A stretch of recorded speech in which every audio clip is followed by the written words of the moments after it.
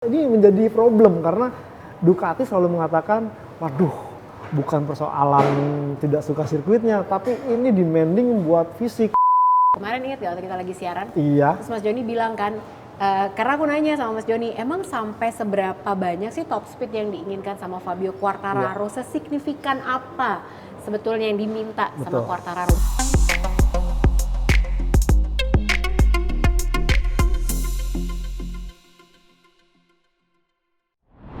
Hai Pedok Crew, kembali lagi di Pedok Talk Lucy Wiryono. Dan jangan lupa ya buat ajak terus teman-temannya buat subscribe supaya segera mendekati 1 juta subscriber. Asik ya kan? Ada Mas Joni Lonong Mulia loh di sini, masih di Holy Reps Pondok Indah. Jadi sekarang ini beneran. Ini aku nggak bawa iPad, aku nggak bawa apa-apa. Aku pokoknya pengen ngajak Mas Joni makan. Ya kan? Kenapa harus di sini? Aku tuh lupa deh, kita pernah makan di sini nggak sih? Pernah kan? Dulu banget. Waktu syuting Otorace. Otorace, Iya. benar. Aku juga main loh. Siapa tahu ada yang mau mengajak aku buat syuting di YouTube channelnya masing-masing, boleh. Silakan hubungi alamat email ini. Atau mungkin mau endorse juga boleh loh kan? Oh. Boleh banget, Mas Joni. Ya. Tapi sebelum kita ngobrol, bentar ya. Aku Oke. makanan aku udah jadi Mbak. Nah ini dia. Ini jadi gede banget ya. Jadi Mudah-mudahan lapar. Wah, ini namanya combo Holy Reps. Terima kasih Mbak. Nah, terus ini namanya combo Holy Reps. Combo Holy Reps. Jadi combo itu kombinasi berarti. kombinasi karena ini ada dagingnya, ada ayamnya, ada sausage. Nah, terus aku pesenin buat kita cemil-cemil. Di sini ada onion rings.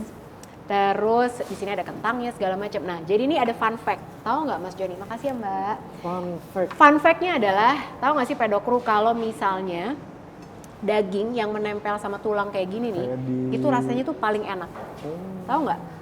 Tapi sekaligus itu paling keras juga. Makanya di Holy Reps ini tahu nggak sih? Nanti harus di close up. Karena ini kan masaknya lama banget. Masaknya tuh lebih dari 8 jam. Marinasinya, masaknya tuh juga harus dengan api yang sangat kecil supaya dia itu kalau dipegang dikit langsung jatuh dagingnya. Kalau aku dipegang dikit sama Fabio Quartararo, diliatin aja udah jatuh cinta, gimana dipegang ya kan? Nah, jadi nanti kita makan bareng-bareng ya. Kita sekarang ngobrol dulu.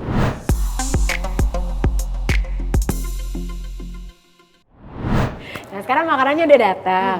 Jadi ini jarang-jarang karena biasanya aku nanya mulu sama Mas Joni. Sekarang ya, aku berikan kamu pelayanan. Jadi gini nih Mas Joni, aku akan mencoba untuk motongin dulu Mas Joni bentar ya. Jadi, aku tuh mau ngomongin dulu soal sebenarnya Ini nih. apa? Enggak, aku mau ngomongin Luca Marmorini. Oh, Marmorini, bukannya itu adiknya Valentino Rossi ya? Bukan, itu Luca Marini Luca dong. Marini. Jadi gini, aku tuh pengen banget nanya tentang Luca Marmorini. Jadi kan si Yamaha ini memang dia itu punya isu tentang top speed. Itu udah diomongin bukan dari zaman Fabio Quartararo, tapi dari zaman Valentino Rossi juga.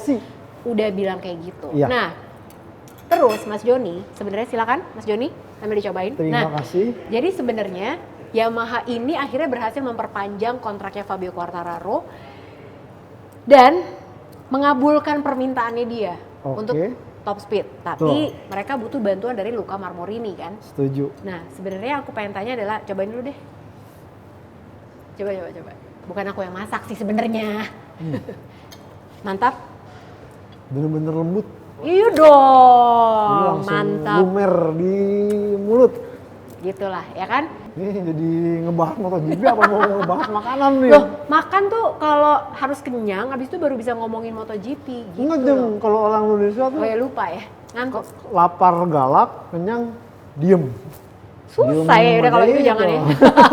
Nah, gini kita lanjut ya ke soal Luca Marmorini. Jadi akhirnya Yamaha mempekerjakan Luca Marmorini dan ini multi year contract bahkan. Dengar-dengar jadi akan panjang banget. Setuju. Nah, ini sebenarnya Mas Joni juga melihat ini adalah sebagai bentuk komitmen serius Yamaha untuk mengabulkan permintaan Quartararo. Betul? Betul, karena dengan kehadiran Luca Marmorini ini akhirnya Fabio Quartararo membubuhi surat tanda tangan di kontraknya 2 musim. Nah, sebenarnya Luca Marmorini ini kan dulu dia pernah di F1. Ya kan? Terus dia membantu pengembangan mesin RSGP Aprilia. Sampai bisa kayak sekarang nih. Betul. Nah, jadi apa yang akan dia lakukan di Yamaha sih sebetulnya? Jadi kalau melihat Luca Marmorini ini dari pengalamannya di F1 ini kan dia itu sempat di Toyota Formula One. Artinya di musim 2010-an. Kemudian Toyota cabut, diambil oleh si Ferrari. Dari Ferrari ini dia mengembangkan mesin hybrid yang saat ini V6 1600 cc dengan menggunakan Corse, kemudian berbagai macam yang sebenarnya waktu itu Ferrari udah mulai kompetitif. Sayang kemudian masih di era Arriva Bene waktu itu. Kemudian Arriva Bene mundur, digantikan oleh sekarang Binotto. Nah Binotto ini memang sosok yang teknis juga, artinya hampir sama dengan Marmorini. Akhirnya ya peran Marmorini digantikan oleh Binotto dan akhirnya Marmorini direkrut nih karena waktu itu Rivola menjadi sebagai bagian dari Ferrari, diambil kemampuan Marmorini. Iya, Rivola kan di F1 juga. F1 juga Ferrari, dan dia melihat Marmorini bisa membantu. Nah kebetulan antara mesin sebenarnya yang dikembangkan di F1 dengan di RSGP Aprilia itu hampir mirip. Oh gitu. Cuman beda jumlah silindernya doang. Kalau V6 berarti ada 6 silinder, ini V4 berarti cuma 4. Nah dari sini sepertinya Aprilia bisa bermain atau mencun motor yang cukup bagus karena pada dasarnya RSGP ini tuh basicnya dari mesin produksi RS V4. Oke. Dikembangkan dengan bantuan Marmorini. Nah harapannya karena pasalnya kalau kita melihat Marmorini ini usianya udah istilahnya udah bener-bener senior lah. 71 tahun deh kalau nggak salah. Iya 60, pokoknya udah ya kalau itu seumur yang Carmelo Ezpeleta. Jadi benar-benar hanya sebatas konsultan. Nanti tetap yang melakukan atau mengaplikasikan, merealisasikan itu pasti insinyur-insinyur Jepangnya. Dan jangan salah, bukan hanya mesin nih kemampuan Marmorini ini, tapi dia juga terkait dengan elektronik atau yang sebenarnya memang sekarang adalah masalah nggak bukan sekarang dari dulu dari sih. Dulu dan bahkan kalau tapi kita nggak pernah dapat orangnya ya, elektronik itu kan ada sempat yang Fregio atau siapa tuh yang sempat dibajak dari Pramac yang awalnya elektroniknya Jack Miller sampai sekarang belum ada. Nah mungkin ketimbang parsial atau hanya satu bagian ECU dan atau mesin doang, ini coba diambil Marmorini biar secara overall mesinnya bisa seperti apa. Handle. Betul. Nah, tapi kan gini artinya kalau tadi Joni udah sempat bilang bahwa Marmorini ini sebetulnya kita nggak ngomongin sampai ke F1 deh. Ya.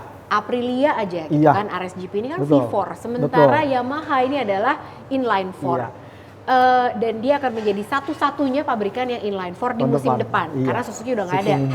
Nah, apakah artinya ada kemungkinan bahwa si Yamaha akan berubah haluan menjadi V4?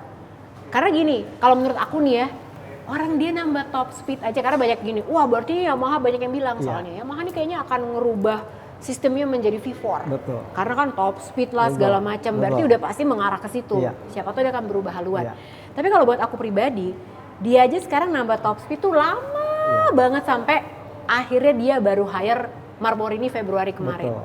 Apakah mungkin untuk nambah top speed aja dia mikirnya lama? Ini istilahnya sampai kayak pindah agama gitu kan? Dia akan pindah ke V4. Mungkin nggak sih? Ya kalau secara sejarah agak susah. Tapi memang kalau kita melihat ke belakang, sebenarnya Yamaha itu bukan pabrikan yang tidak bisa memproduksi mesin V. Karena kalau kita balik ke sejarah, Yamaha ini sempat masuk engine untuk Formula One. Zaman masih V12, V10 itu pernah. Iya, artinya Yamaha bisa, ini bisa. Kalau mau. Ya, cuma problemnya ini benar-benar mengubah segala macam mindset yang ada. Karena selama ini Yamaha ini sebagai motor yang lincah, yang high speed cornering. Nah, apakah mau mengubah seperti itu? Padahal kan tadi kita sempat ngobrol juga, Jem. Ya Ducati aja pengen motor yang lincah di tikungan tanpa mengubah filosofi engine-nya. Saya rasa malah dibikin ke inline 4-an gitu kan. Bener gak sih? Betul. Nah, jadi gini, pedokru, kalau misalnya kita mau gampangin nih, kita pernah ngebahas juga ya waktu itu sama Mas Taufik juga. Jadi kita kalau ngegampangin inline 4 itu sebetulnya memang tidak dikenal sebagai motor yang powerful sebetulnya, tapi lincah, ya kan? Jadi benar-benar agile lah gitu. Sementara kalau V4 itu memang konotasinya adalah powerful, tapi nggak lincah. Nah, yang terjadi sekarang, ini memang agak aneh sih ya, dunia ini sungguh aneh. Yang V4 mencoba untuk powerful tapi lincah, jadi dibikin ke inlinean 4. Sementara yang inline 4 pengen dibikin sepowerful seperti V4. Nah, apakah nanti ada nggak sih konsep hybrid sebenarnya? agak antara sulit. keduanya nggak mungkin Nggak kan? mungkin ya, karena secara konstruksi aja berbeda. Iya. Karena yang namanya inline itu sejajar, berarti benar-benar si silindernya tuh melebar. Iya. Kalau mamanya V4 ini kan Udah benar-benar dimensi mesin udah pasti beda. Pasti berbeda. Nah, Artinya agak kayak- sulit untuk menggabungkan dimensi ini, malah ntar Nggak mungkin. ya gimana jalannya nih. Iya. Dan Jadi saya rasa ya Yamaha ini akan benar-benar gambling, karena kalau sampai mengubah V4 berarti dia harus mulai meriset jauh-jauh hari. Artinya sekarang ini masih udah ada bentuk motornya yang V4, kemudian ntar apa sasisnya, apa swing armnya, kemudian dia mau apakah pakai istilahnya delta box atau trellis atau seperti apa. Jadi akan ada banyak turunan-turunan yang harus dipikirkan. tuh kan, jadi nggak segampang itu. Oke, Iya. ini ada Marmorini yang udah cakep banget Betul. bikin RSGP. Kita V4 aja deh, nggak kayak gitu gitu ya. susah, Jeng. Nah, kita belum sempet share loh ke Pedok Crew. Kemarin ingat gak waktu kita lagi siaran? Iya. Terus Mas Joni bilang kan, karena aku nanya sama Mas Joni, emang sampai seberapa banyak sih top speed yang diinginkan sama Fabio Quartararo? Sesignifikan apa sebetulnya yang diminta sama Betul. Quartararo? Dia nambah berapa sih, kan kalau dibanding sama Ducati katanya kan kalahnya Jadinya 11 sampai 11 15. sampai 15 Betul, km per iya, jam iya. sama Ducati. Betul. Nah, dia mintanya berapa Dia nambah? cukup tidak sampai 10 km per jam, hanya 5 km per jam. Fabio anaknya nggak banyak minta. Itu. Makanya kita sayang banget sama Fabio. Betul, karena kalau kita melihat Suzuki yang akhirnya diwujudkan, ini kita bicara yang apple to apple, inline to inline, dan Suzuki itu jauh lebih tinggi. Oh. Problemnya adalah Suzuki kan akhirnya agak sedikit mengorbankan kelincahannya, dan dia bagaimana kesulitan Iya. di high speed cornering, bagaimana dia Kan? selalu kesulitan saat memasuki tikungan yang boleh dibilang ini menjadi kelincahan si motor inline. Padahal pas dia nggak ngomong-ngomongin soal top speed power apa segala macam, cakep aja Betul, front end dapet. betul. Nah, jadi kalau mau lihat nih pengembangan yang katanya nambahin top speed terus itu menjadi solusi, nggak juga. Lihat aja Suzuki, bener Iya, nggak? Suzuki betul. Begitu, iya kata lebih powerful, tapi John Mir front end nggak Nggak dapet. dapet, time attack susah banget sampai sekarang. Ya kan, jadi tidak semudah itu. Betul. Nah, itu udah kita ngomongin tech fact-nya justru di awal. Kenapa? Karena ini udah race week lagi sebelum, aduh mau summer break nih, aku takut gabut. Kita ngomongin apa ya John, coba. Ya kan, tapi sekarang kita tarik nafas dulu. Mas Joni, aku persilakan minum dulu karena kita akan siap-siap untuk mengintip kira-kira nanti di Asen kayak apa. Jangan kemana-mana ya.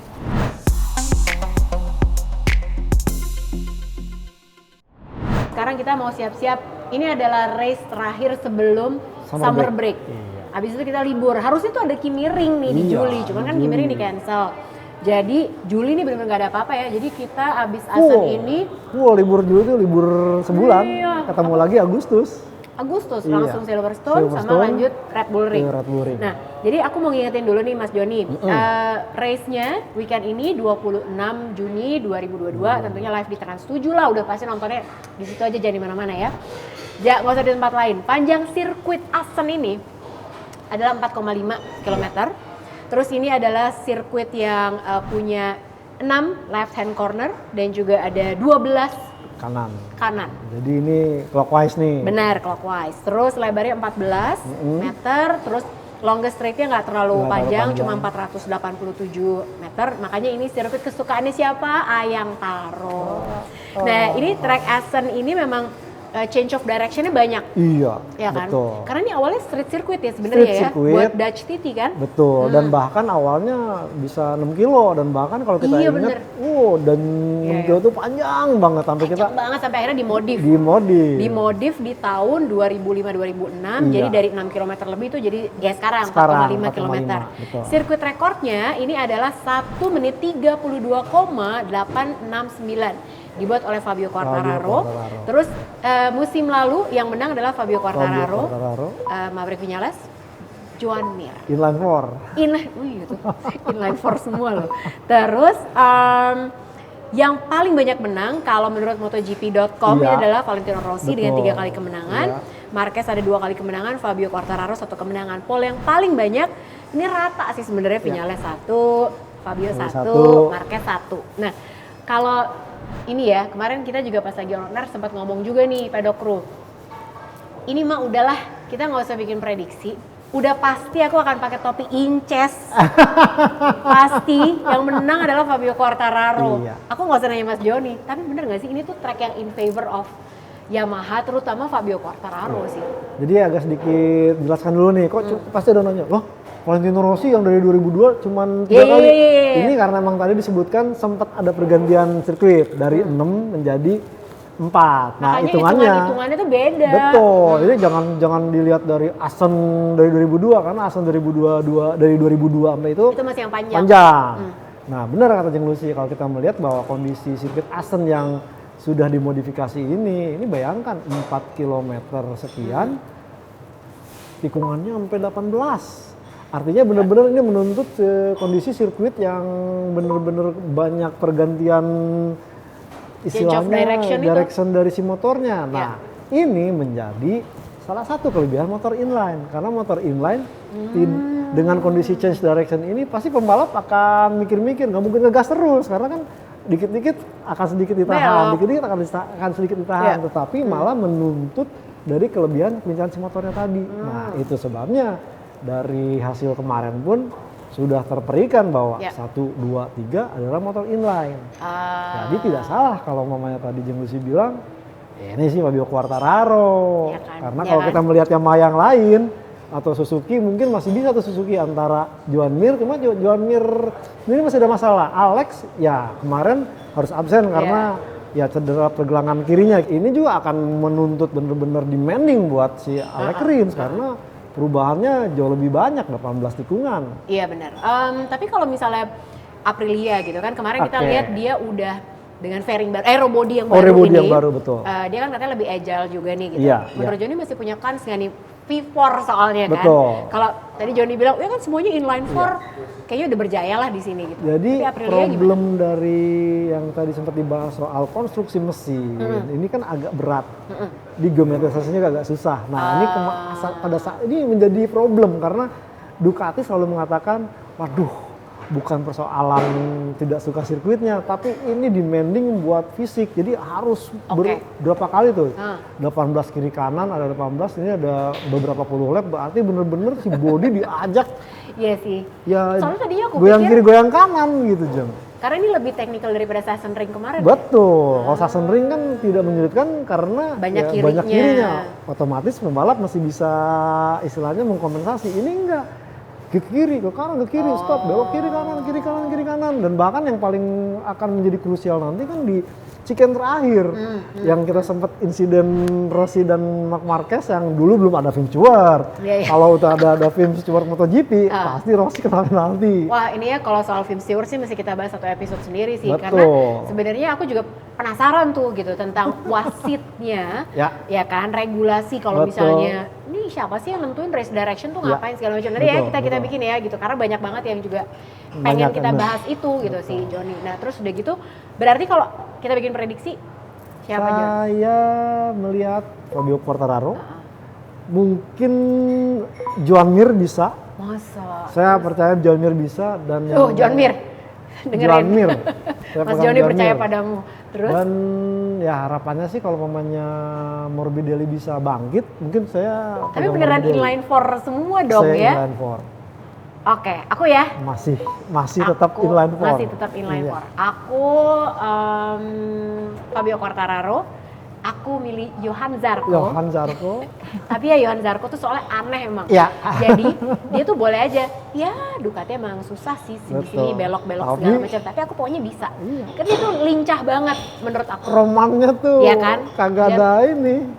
Jangan percaya deh pokoknya Johan Zarco tuh karena mukanya terlalu stabil. Betul. Dan juga kayaknya melas semua kayak tuh. Padahal. Ke podium. Kesel banget sih. Yang ketiga aku milih Alex Espargaro. Karena dia juga cukup agile juga. Dan kayaknya sih Aprilia ini sepertinya punya kans lah kayaknya. Jadi aku kalau Mas Joni inline 4 semua, kalau aku satu inline 4, dua V4. Ya udah kita sekarang makan dulu ya. Terima kasih banyak atas perhatian Pedok Crew. Seneng banget loh kita hari ini bisa ngobrol-ngobrol lagi dan bener ya aku udah menunjukkan janjinya bahwa udah dikasih makan beneran banyak. Abis ini Mas Joni naik sekilo yakin. Jadi jangan lupa untuk like, subscribe dan juga share ke teman-teman yang lain dan ajak mereka buat subscribe channel aku supaya naik terus subscribernya. Sampai ketemu lagi dan jangan lupa hari Minggu nanti kita nonton sama-sama live race di Asen. Dah.